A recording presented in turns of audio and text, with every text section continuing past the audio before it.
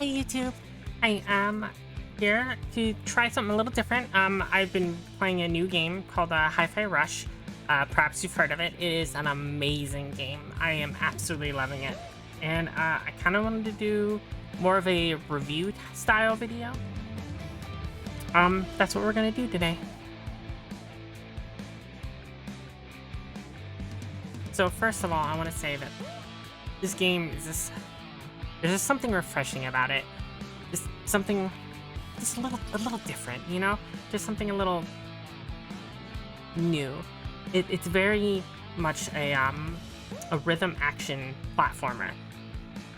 Like it feels like a normal action platformer, but just everything in the game is just on the beat, and it just feels good. Like you'll just, without even thinking it, you'll just be sitting there and you'll just notice that you're bobbing your head, you're tapping your toe, you're just kind of vibing, and you don't even realize it. It's just so good. It just feels right when you're in that zone. As far as like the gameplay of the game goes, it's very much like a Devil May Cry, like a Bayonetta, one of those type of games, but like a rhythm game. Kind of like if you're familiar with like Beats Per Minute or Metal Hellsinger, kind of like what those did for the FPS genre, this is doing for the action platformer genre. So the story itself, it's good. It's enough there. The characters are fun. It's very cartoony. Enough there to kind of get you through the game and still have like the fun rhythm parts of it. Like the main character you're playing as is named Chai. Yep. Yes, Chai like the tea. He has a disabled arm, and he's basically going to this big corporation. He wants to be a rock star, and he wants to play the guitar. He's going through this program because he wants to be able to get a cool, like, metal arm so he can, you know, be a rock star. But during the process, an accident happens, and his music, like, player basically kind of looks like an iPod. It gets tossed and ends up, like, on his chest right before they do the little Terminator 2, you know, close pancake thing, and it gets fused into his chest. And because of that, that's like the explanation for why everything in the world is to a rhythm and on beat. Finding the beat is as simple as looking around.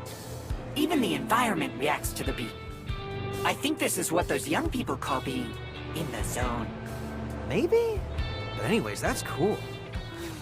Oh, he has a robo arm now.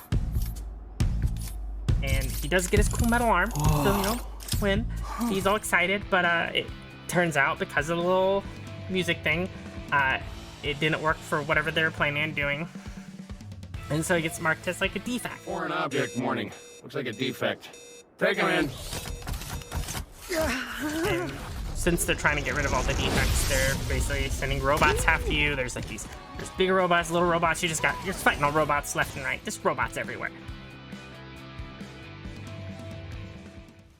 Resisting. Wait, what? Fucking whole room of robots. Just robots as far as the eye can see.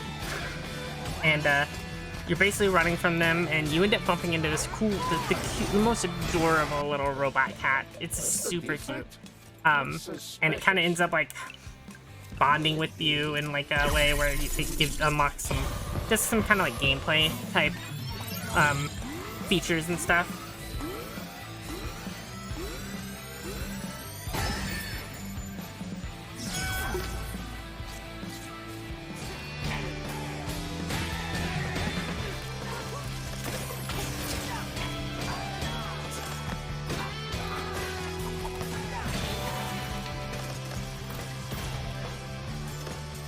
These robots are baby. They're just adorable. Oh, more guys. Huh, I was repositioning.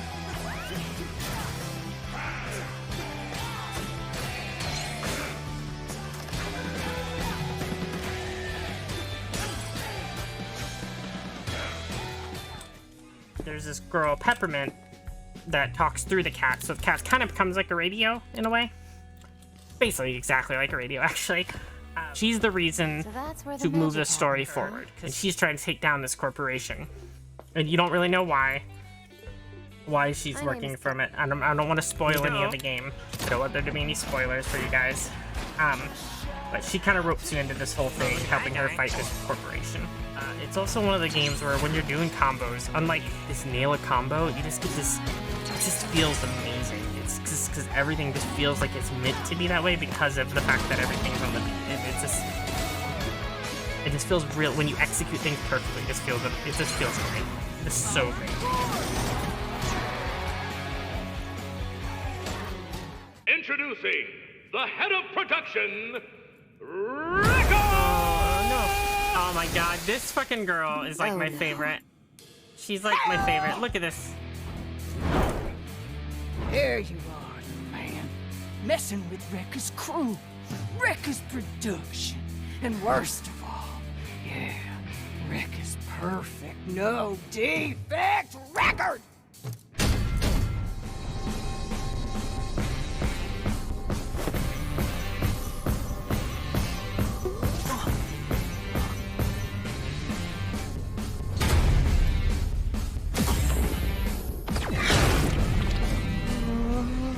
I like defense.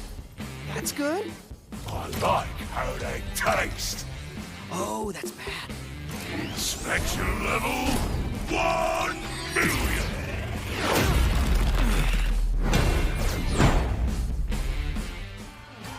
I'm not going to go into too much detail about a lot of the boss fights, because again, I don't want to spoil too much, but I will talk about the first boss fight, and the first boss fight is just done really well. Like, it's kind of when you can just feel all the pistons firing.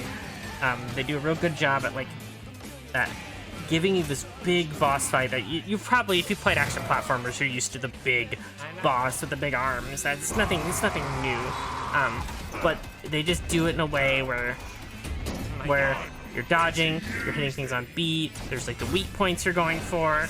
Everything just kind of flows. It just flows really well. The music in the boss fight is amazing.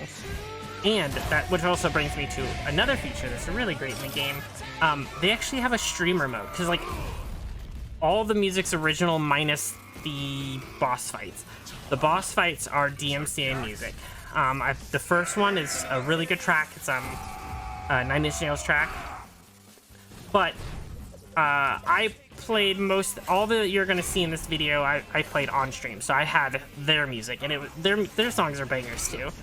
And I just really feel like more games should have a feature like this to have a replacement music for DMCA music in games, and I just think it's a good feature to have in general in games nowadays.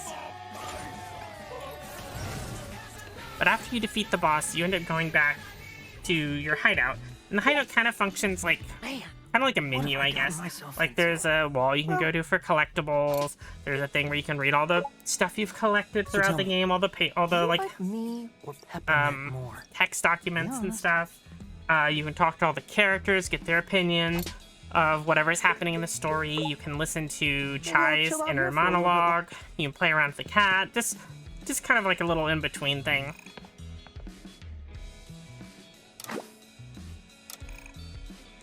Okay, that's where I read stuff. What's this? Alright. I'm not the master of Vandalay tech, but with some gears, I may be able to give you a bit more fight. Here you can learn new attacks. You can use them just by buying them. Here's your chance to learn new special attacks.